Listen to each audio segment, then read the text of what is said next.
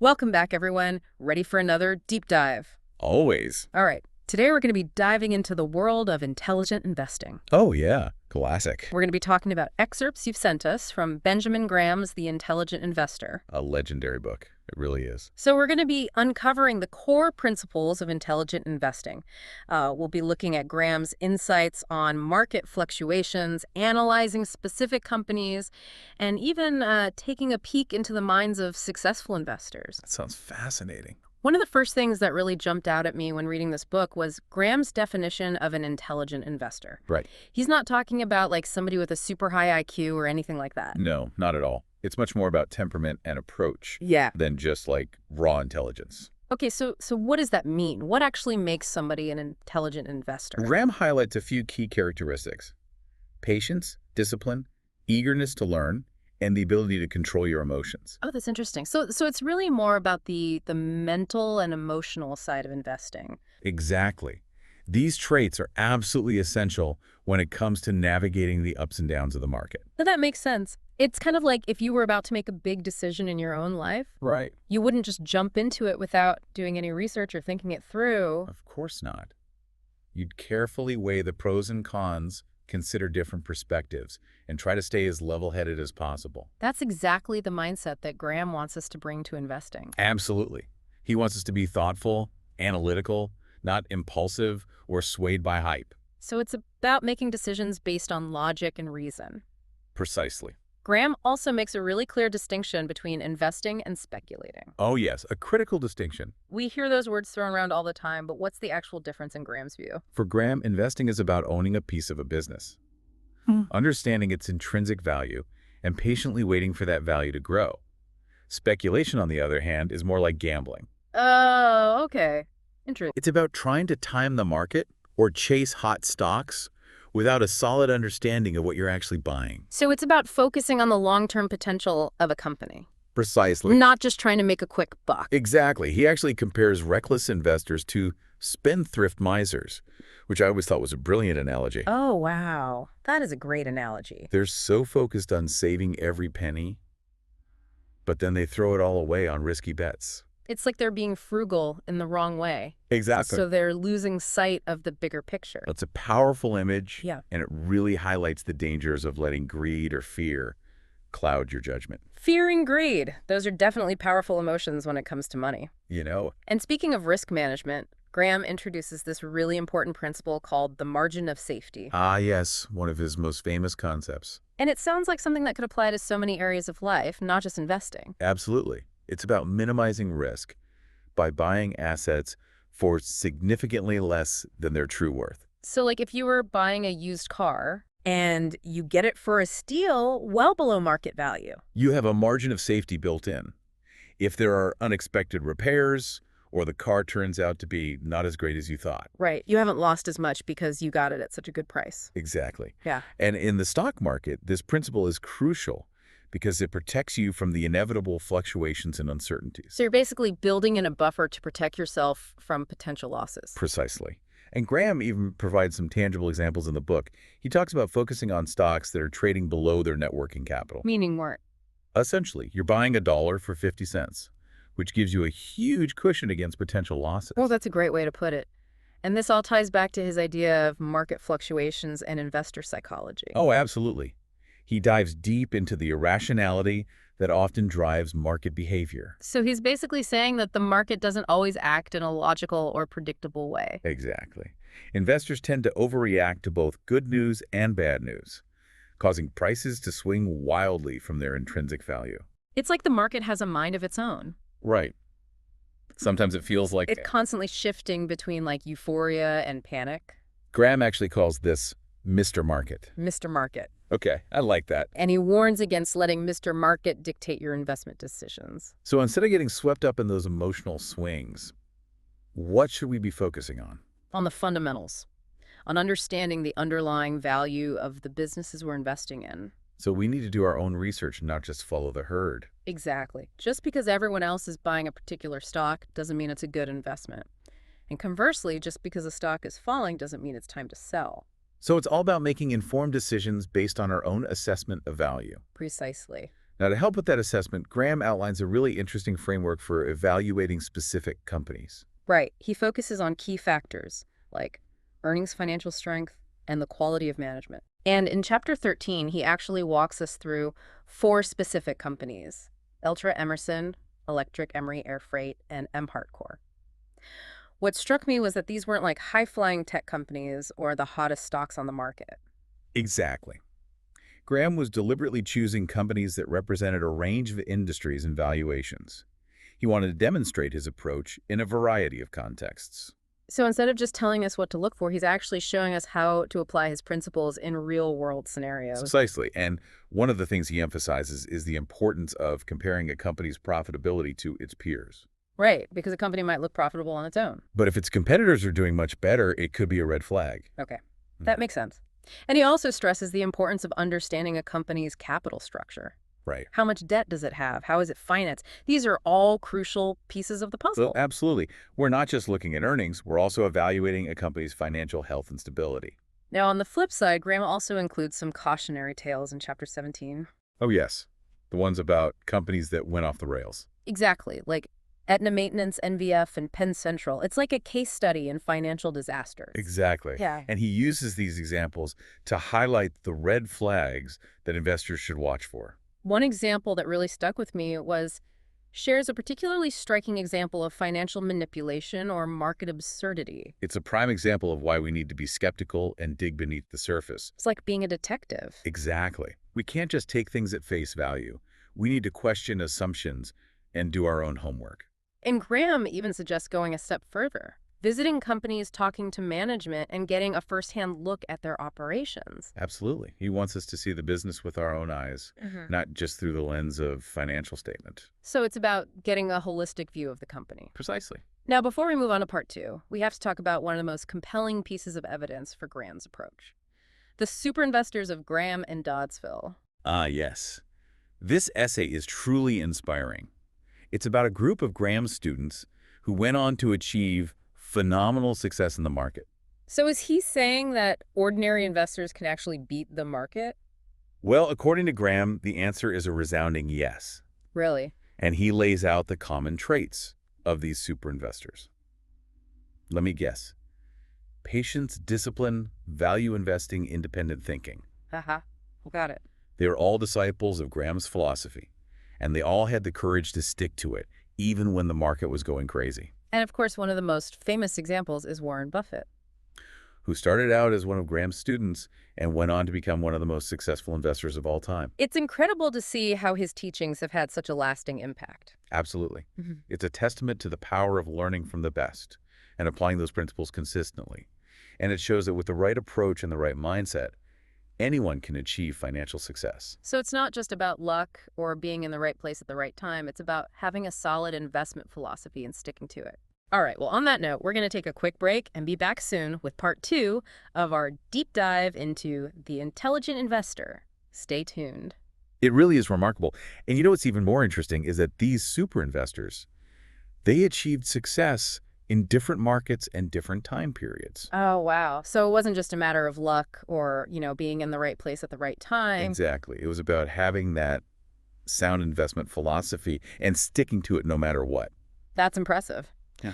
Okay, so moving on from those high achievers, let's talk about portfolio construction. Okay. Graham provides specific guidelines for both defensive and enterprising investors. Right. He recognizes that not everyone has the same risk tolerance or, the same amount of time to dedicate to investing. That makes sense. So he's tailoring his advice to different types of investors. Yeah, exactly. For the defensive investor, someone who prioritizes safety and simplicity, he recommends a balanced approach with a significant allocation to bonds. Okay. And bonds are generally considered less risky than the stocks, right? Right, although they typically offer lower returns. So it's a trade-off. Exactly. Yeah. And within that framework, Graham suggests a minimum of 25% in bonds and a maximum of 75% in the stocks. So even for the most conservative investor, he's still advocating for having some exposure to the stock market. Absolutely. He believes that even defensive investors can benefit from the long-term growth potential of stocks. And what kind of stocks does he recommend for defensive investors? He encourages them to stick with high-quality, well-established companies with a long history of dividend payments. So we're talking about blue chip stocks? Exactly. The kind of companies that have weathered economic storms and continue to pay their shareholders consistently. Okay. And he also suggests considering investment funds or dollar cost averaging as ways to simplify the process and reduce risk. Right, those can be great options for investors who don't have the time or expertise to manage their own portfolios. Can you explain dollar cost averaging for those who might not be familiar? Sure, dollar cost averaging is a strategy where you invest a fixed amount of money at regular intervals, regardless of the market price. So instead of trying to time the market and buy low, sell high, you're essentially averaging out your purchase price over time. So it's a way to take the emotion out of investing. Exactly. And it can be a very effective way to reduce risk. Now, for the enterprising investor, someone who's willing to put in more time and effort to potentially achieve higher returns, what does Graham recommend?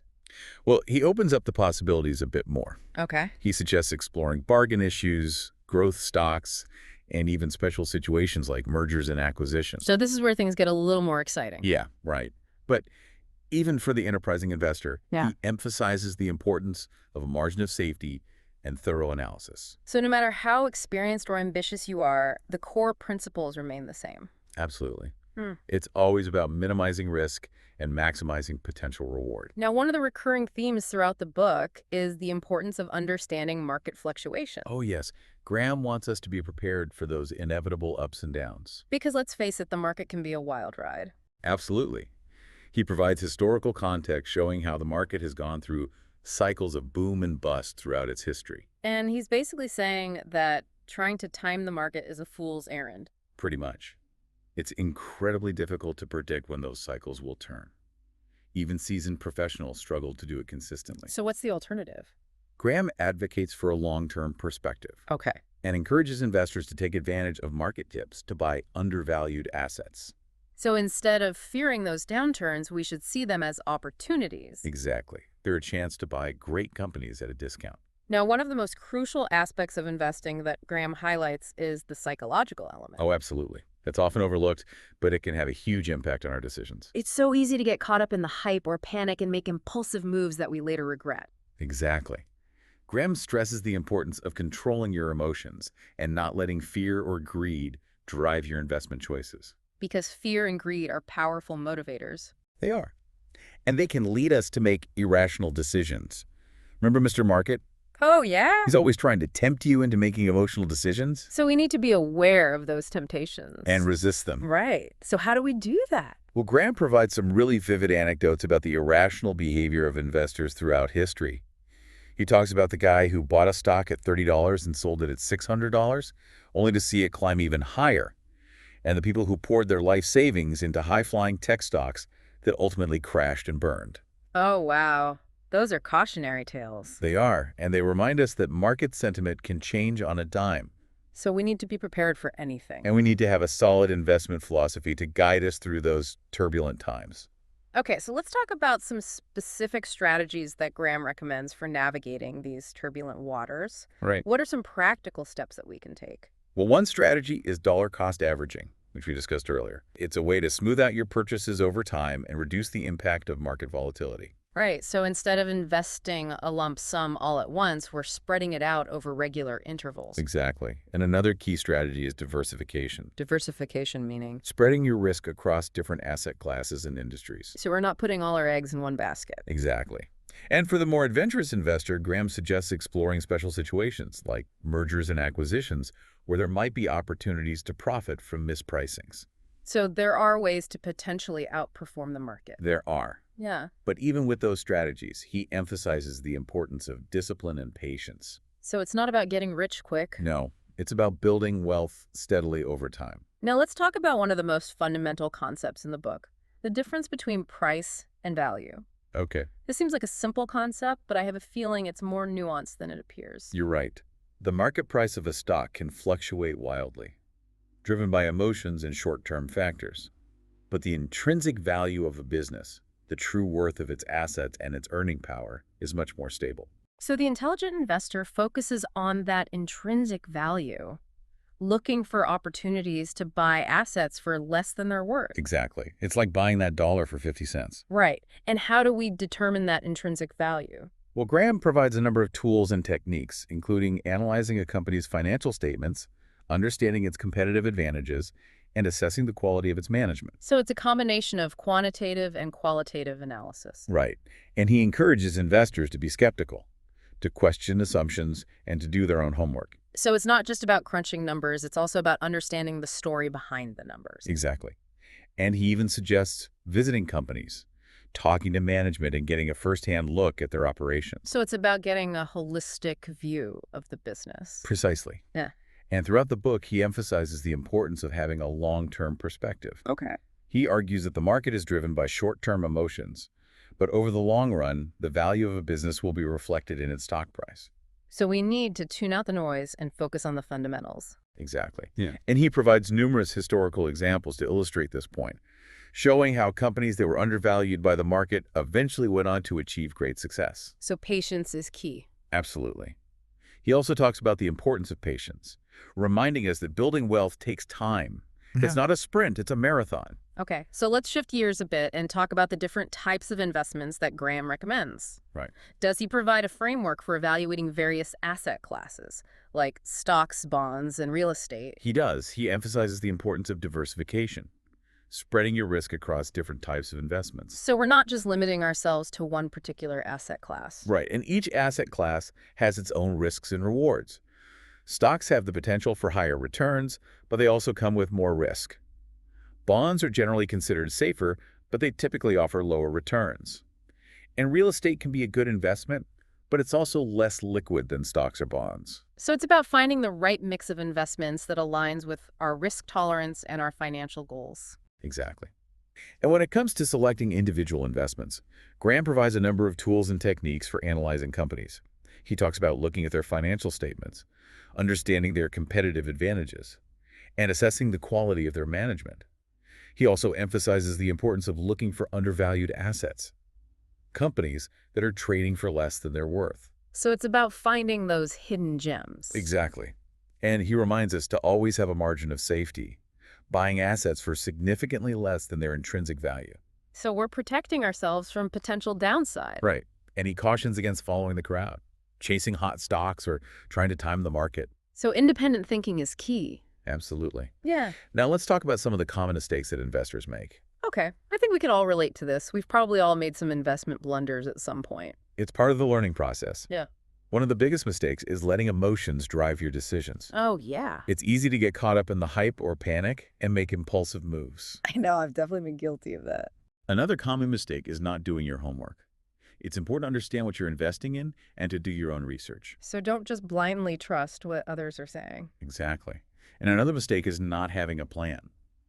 It's important to have a clear investment strategy and to stick to it. So we're not just reacting to market movements, we're acting with purpose. Precisely. Now let's try to distill some of the key takeaways from the book. All right, so what are the most important lessons that Graham wants us to remember? Well, first and foremost, investing is not about getting rich quick. It's about building wealth steadily over time. So patience is a virtue. Absolutely. Another key takeaway is the importance of discipline. Sticking to your plan and not getting discouraged by short-term fluctuations. We're in it for the long haul. Right. And another crucial takeaway is the importance of value investing. Buying assets for less than they're worth. That dollar for 50 cents principle. Exactly. And we also need to understand market fluctuations. The market can be a wild ride, but over the long run, the value of a business will be reflected in its stock price. So don't get too caught up in the day-to-day noise. Right. Another important lesson is the need to control your emotions. Don't let fear or greed drive your decisions. That's easier said than done sometimes. I know. But it's essential for making rational investment choices. What else? Diversification is key. Spread your risk across different asset classes and industries. Don't put all your eggs in one basket. Exactly. And always remember to have a margin of safety. Buy assets for significantly less than their intrinsic value. To protect ourselves from the downside. Right. Do your own research. Don't rely on others to make your investment decisions for you. Think independently. Absolutely. And finally, have a long-term perspective. Tune out the noise and focus on the fundamentals. This is all great advice, but it's a lot to take in.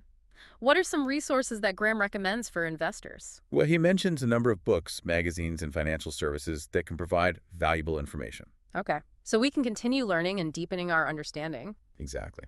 He also suggests seeking advice from trusted professionals, like financial advisors, or investment counselors. But he cautions against blindly following anyone's advice. Right. He emphasizes the importance of doing your own research and making your own decisions.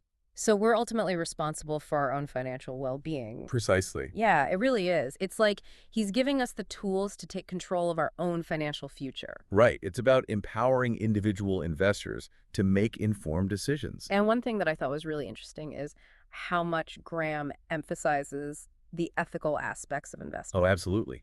He really stresses the importance of honesty, integrity, and fairness Yeah. in all of our investment So dealings. it's not just about making money at any cost. Exactly. He believes that ethical behavior is not only the right thing to do, but also the smart thing to do. Interesting. So how does he tie those two things together? Well, he argues that ethical behavior builds trust and a good reputation, which can ultimately benefit your investments in the long run. That makes sense. And he also cautions against practices like insider trading or market manipulation. Right. Those things can undermine the integrity of the market and harm other investors. It's about recognizing that our actions have consequences. Absolutely. Yeah. We have a responsibility to act in a way that benefits not just ourselves, but the entire investment community. Now, as we wrap up this deep dive into the intelligent investor, what are some key takeaways that our listeners should keep in mind? Well, I think one of the most important things is that Graham's principles are timeless. Timeless. They've been proven effective over decades, and they remain relevant in today's market. Whether you're a seasoned investor or just starting out, his insights can guide you towards making smarter, more informed decisions. He really provides a roadmap for success. Exactly. He shows us how to achieve financial success without resorting to risky speculation or chasing those get-rich-quick schemes. And one of the things I find so inspiring about his approach is that it's accessible to everyone. You don't need a fancy degree or a Wall Street background to be an intelligent investor. Right. It's about having the right mindset, the patience, the discipline, and the willingness to learn and grow. So, for our listeners who are embarking on their own investment journey, what's one piece of advice that you would leave them with? I would say embrace the journey. Investing is a lifelong pursuit, and there's always something new to learn. Don't be afraid to make mistakes, but learn from them. Read widely, seek out mentors, and never stop questioning. Those are great words of wisdom. And most importantly, remember that the intelligent investor is not the one who always makes the right call, but the one who has the resilience to bounce back from setbacks and the wisdom to stay the course. That's a really important distinction. It is. It's not about being perfect. It's about having the right mindset and the right approach. Well said. And who knows? Maybe one of our listeners will be the next super investor, Maybe. using Graham's principles to achieve remarkable results. It's certainly possible. And on that note, I think we've covered a lot of ground today.